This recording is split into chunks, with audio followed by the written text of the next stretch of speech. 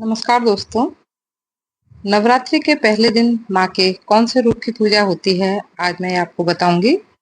माँ शैलपुत्री की पूजा पहले दिन होती है। शैलपुत्री माता पार्वती का ही नाम है। पहले दिन माँ दुर्गा के पहले स्वरूप शैलपुत्री की पूजा होती है। पर्वतराज हिमालय के यहाँ पुत्री रूप में उत्पन्न होने के कारण इनका नाम शैलपुत्री पड़ा था। भगवती का वाहन वृषभ, दाहिने हाथ में त्रिशूल और बाएं हाथ में कमल सुशोभित है। अपने पूर्व जन्म में ये प्रजापति दक्ष की कन्या के रूप में उत्पन्न हुई थी। तब इनका नाम सती था। इनका विवाह भगवान शंकर जी से हुआ था।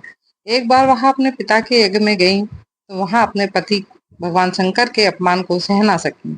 उन्होंने वहीं अपने शरीर को योग अग्नि में भस्म कर दिया।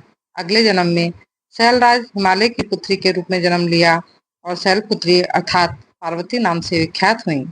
इस जन्म में भी शैलपुत्री देवी शिवजी की ही अर्धांगिनी बनी। नवदुर्गाओं में प्रथम शैलपुत्री का महत्व और शक्तियां अनंत हैं। नवरात्र पूजन में प्रथम दिन इन्हीं की पूजा और उपासना की जाती है। इस दिन उपासना में योगी अपने मन को मूलाधार चक्र में स्थित करते हैं। यहीं से उनकी योग साधना का आरंभ होता है।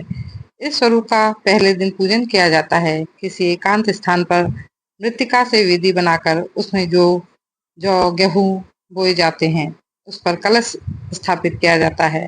कलश पर मूर्ति की स्थापना होती है। मूर्ति किसी भी धातु या मिट्टी की हो सकती है। कलश के पीछे स्वस्तिक और उसके युगम पार्श्व में त्रिशूल बना है।